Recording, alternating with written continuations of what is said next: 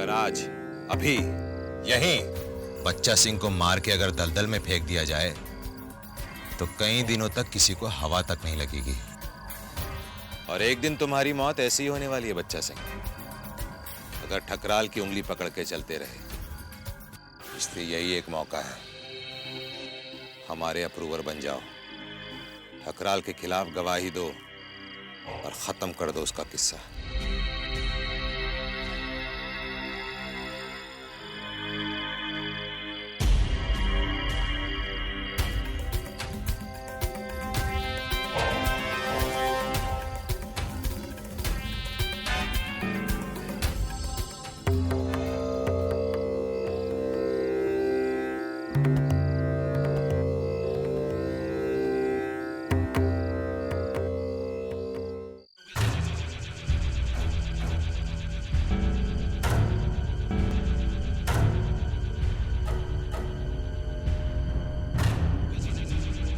क्या देख रहे हो पापा?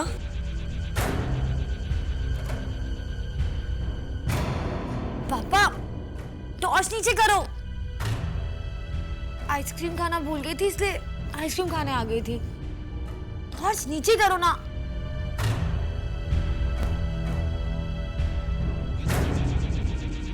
पापा ये आपके हाथ में फोटोज है ना? अब मुझे भी दिखाइए ना।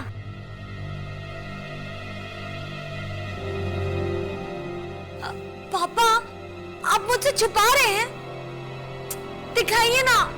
बेटा, दिखाना और छुपाना दो अलग चीजें हैं। जो दिखाने वाली बात होगी हम जरूर दिखाएंगे। पर पापा क्योंकि क्या बकवास है ये सब, फालतू लोग भरे हुए हैं। अरे पापा एनवेलप। Good night. क्या फोटो? कुछ नहीं मम्मा, मैं आइसक्रीम खा रही हूँ, मुझे इरिटेट मत करो। तो चिल्ला क्यों रही हो इतनी देर से? मेरी मर्जी। और फिर मैंने फार्म हाउस की तरफ चलना शुरू किया। मुझे बहुत ठंड लग रही थी इसलिए, और मैं तेज चल रही थी। अनु, अनु और ऊंचा बोलो। देखो तुम्हारी आवाज जज को सुनाई देनी चाहिए। तुम ये सोचो कि तुम इस वक्त कोर्ट में हो और तुम्हारे आसपास बहुत सारी भीड़ है और सब तुम्हें देख रहे हैं और तुम्हारी आवाज सबको सुनाई देनी चाहिए। हाँ चलो बोलो। मैं घर की तरफ जा ही रही थी कि अचानक से मैंने देखा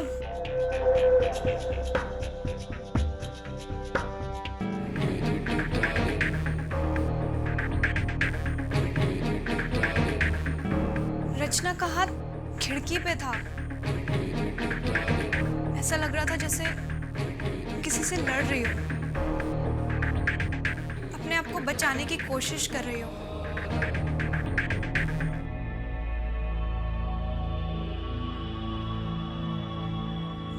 और फिर मैं भागी, अंदर आई तो ठकराल ने रचना को टेबल पे दबाया हुआ था और वो कोशिश कर रहा था। हाँ ना बोलो। जैसे ही उसने मुझे देखा वो हैरान हो गया और शॉक भी।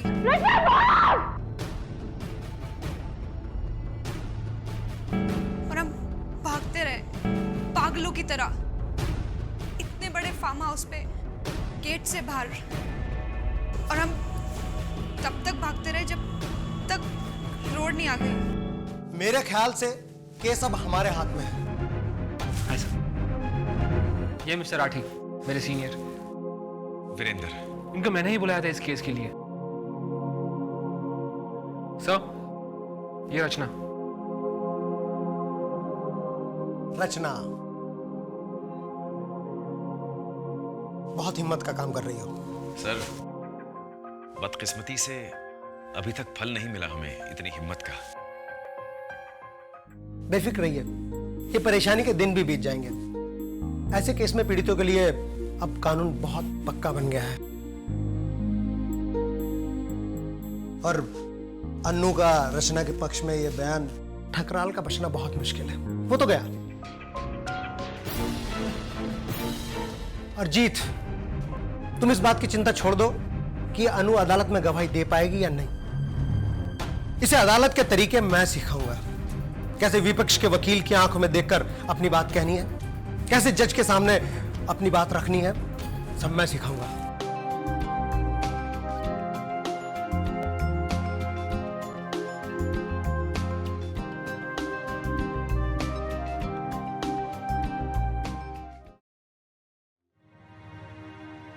ये अन्नू आई क्यों नहीं अब तक?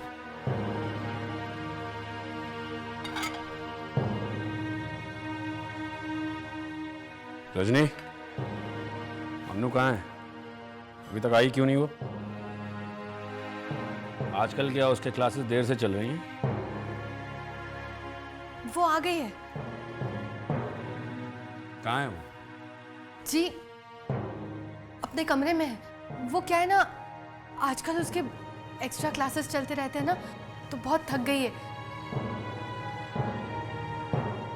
9 बजे तक तो उसके क्लासेस चलते रहते हैं। फिर वरुण उसको लेने क्यों नहीं गया भाई?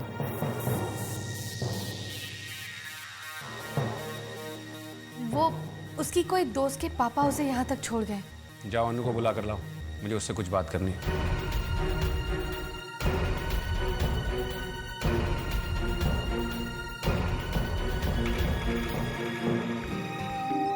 परसों कोर्ट की सुनवाई है यार, अब तो मुझे बहुत अच्छे से तैयार करना पड़ेगा। बट तू चिंता मत कर, हाँ, मैं बहुत मेहनत करूंगी।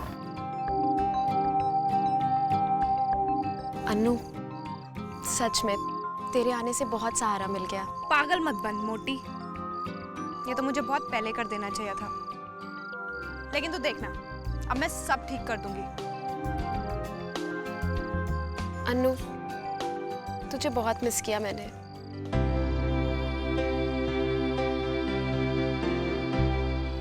चलना, अभी अपनी आंसुओं की नलका मत खोलना। नहीं खोलती।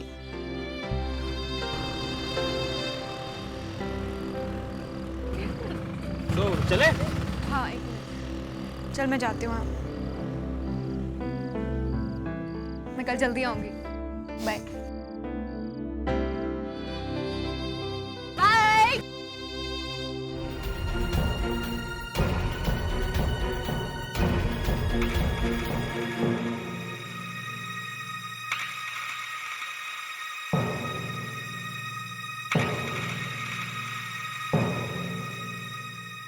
क्या हुआ पापा?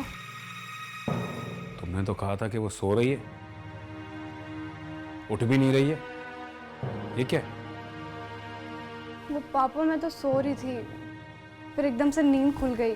अलार्म लगाना था ना, तो सुबह सुबह उठ के पढ़ना होता है मुझे। तुम्हारे सेकंड सेमेस्टर के एग्जाम्स के रिजल्ट्स अभी तक आए नहीं हैं। या आ गए हैं और तुमने मुझे अभी तक रिपोर्ट नहीं दिखाई। क्या है? नहीं पापा, अभी तो नहीं आए।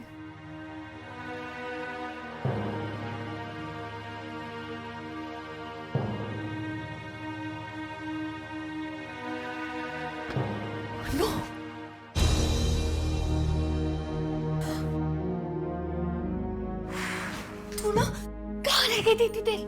वो मम्मी जीत रिहर्सल्स करा रहा था ना, कैसे कोर्ट में बोलना है। अन्नू, तुझे समझना चाहिए ना कि अगर पापा को पता चल जाता तो।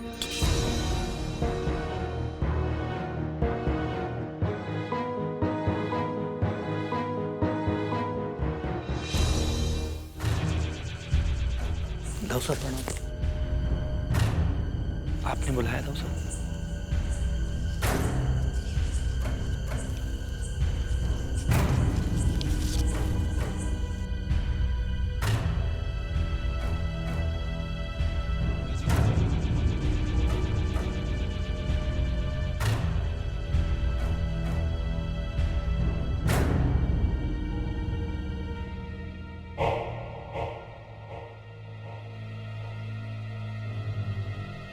अपने लोगों के अलावा कोई नहीं था वहां। तेरी तस्वीरें किसने ली?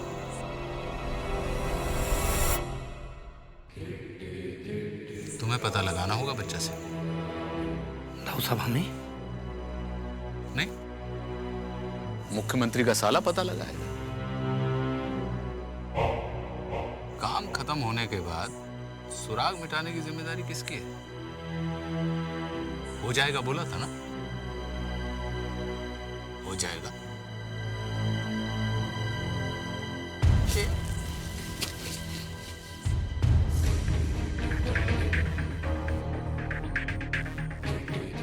देखा हुआ तुम आजकल गड़बड़ा गए हो बच्चे से।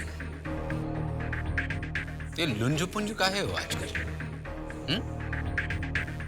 नहीं, कहीं तुम्हारा ईमान तो डावाडोल नहीं हो रहा ना? हो सकता है हमारी राह रास ना आ रही हो।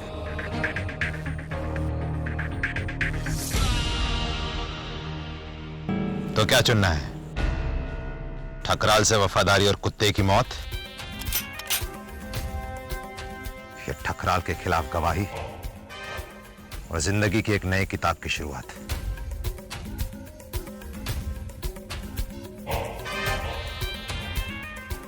आप ठीक कह रहे हैं।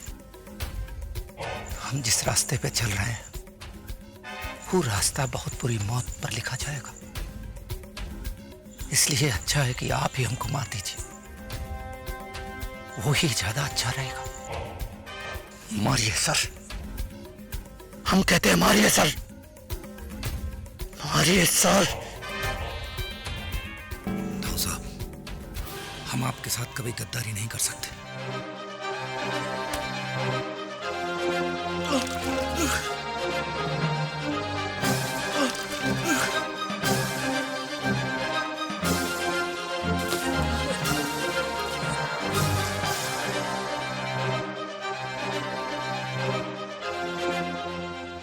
काहे बार बार हमको तुम्हारा ये घोड़ा बुद्धि बर्दाश्त करना पड़ रहा है? कोई भी एक 2 कौड़ी का आदमी हमको ये तस्वीरें भेजता है सिर्फ इसलिए कि तुम अपना काम मन लगाकर नहीं कर रहे हो।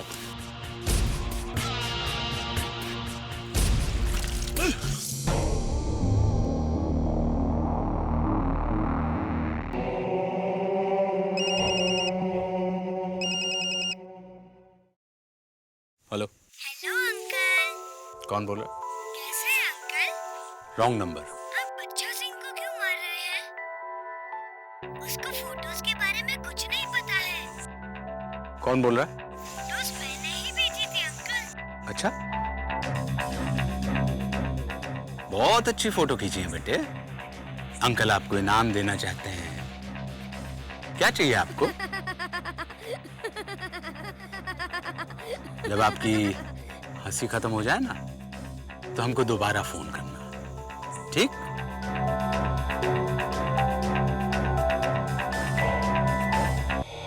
मगर आपने गलत तरीके से हमारा घर जब्त किया है।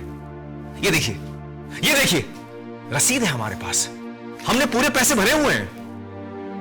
भाई साहब, ये हमारा विभाग नहीं है। आप एक काम करो, आप वो टेबल पे चले जाओ। अरे हम पहले ही 5 अलग अलग टेबल्स पे जा चुके हैं। सब इधर से उधर भेजते रहते हैं। आप कम से कम रसीद तो देख लीजिए। अरे मैडम, हम ना देख सकते रसीद। क्यों नहीं देख सकते? क्योंकि उनकी आंखों पर पट्टी बंधी हुई है। सिद्धार्थ,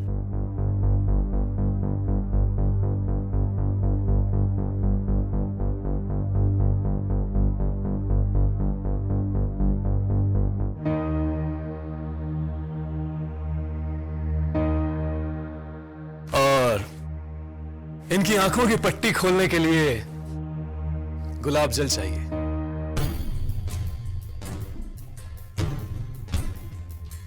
इसके अलावा एक और तरीका भी है हमारे पास, जिससे इनकी आंख और कान दोनों खुल जाएंगे।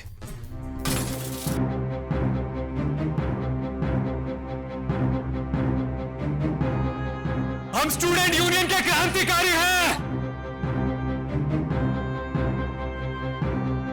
एक आम आदमी को परेशान कर रखा है, लेकिन अब ऐसा नहीं चलेगा। अब एक ही रास्ता है, सीधा प्रहार।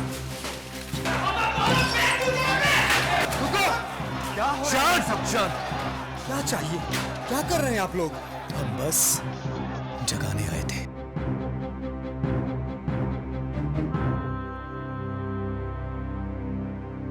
असल में क्या हुआ ना, थोड़ा सा मिसकम्युनिकेशन हो गया। इतना बड़ा विभाग है, आप समझ रहे हैं ना। मैंने ऑर्डर कर दिया है, सील ऑर्डर कल सुबह तक खोल दिया जाएगा। जी शुक्रिया। वैसे जो कुछ भी हुआ वो सही नहीं था, लेकिन शायद आप लोगों को जगाने के लिए और कोई रास्ता नहीं बचा हमारे पास।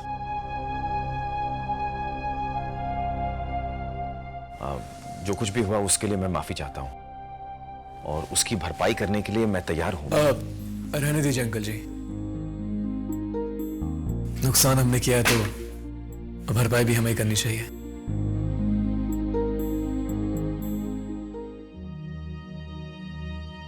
कभी कभी भारी बदलाव लाने के लिए बड़े कदम उठाने ही पड़ते हैं। जो भी है कोई बात नहीं। जब सामने वाला सुनने के लिए तैयार ना हो तो उसके कान पकड़ के चिल्लाना पड़ता है।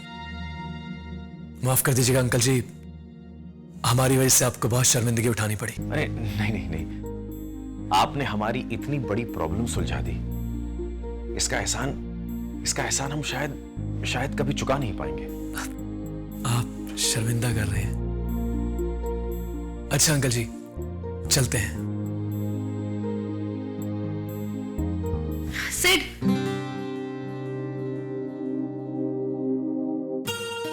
थैंक्स। आज मैंने तुमसे एक नई बात सीखी। जो हमारे खिलाफ है वो तो हमें इग्नोर करेंगे ही, पर ये हमारे ऊपर है कि हम अपनी आवाज उन तक कितनी जोर से पहुंचाते हैं। थैंक्स।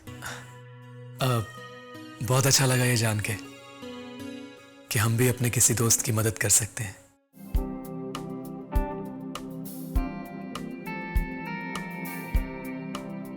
अच्छा, चलते हैं।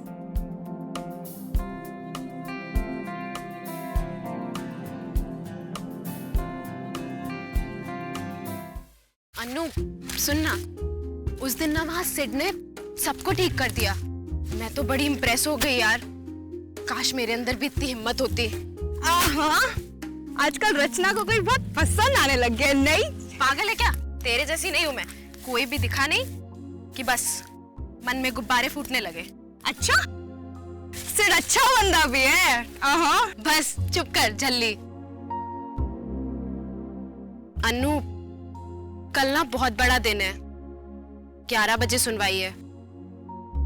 मेरे पेट में तो अभी से अजीब अजीब हो रहा है। ए झूठ मत बोल मोटी, ये पेट में अजीब केस की वजह से और कुछ और है। पागल है क्या तुम? मुझे रेस लगाते हैं। अन्नू बच्चा,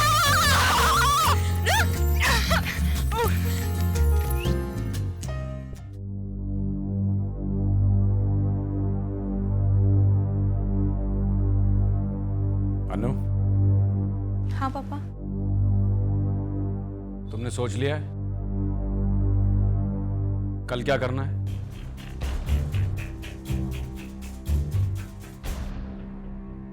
कल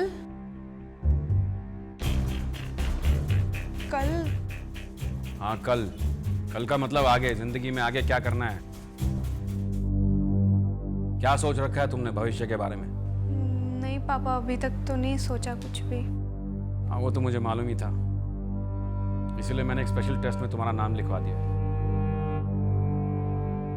इस टेस्ट को देने से तुम्हें अपने काबिलियत के बारे में पता चलेगा। जिंदगी में क्या करना है वो सोचने में तुम्हें मदद मिलेगी इस टेस्ट को लेने से। ओके। कल 10 से 12 के बीच में है ये टेस्ट।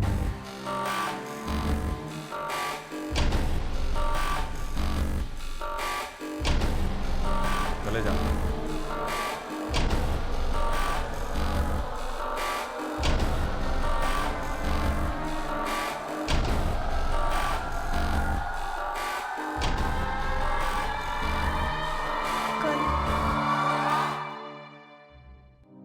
यही वो पल है जिसका सब कब से इंतजार कर रहे हैं। अनु का बयान। लेकिन अब ये नई मुश्किल जिसके बारे में सोचा भी नहीं था। अनु इससे कैसे निकलेगी? मैं शायद स्वार्थी लगूं ये कहते हुए, पर मैं चाहती हूं कि अनु अपने पिता की बात ना माने। लेकिन क्या अनु ऐसा कर पाएगी? हम यही सीखकर बड़े होते हैं कि हमें अपने माता पिता की बात हमेशा माननी चाहिए। लेकिन तब हम क्या करें? कौन सा रास्ता चुने जब माँ बाप ही हमें गलत राह पर डाल रहे हो?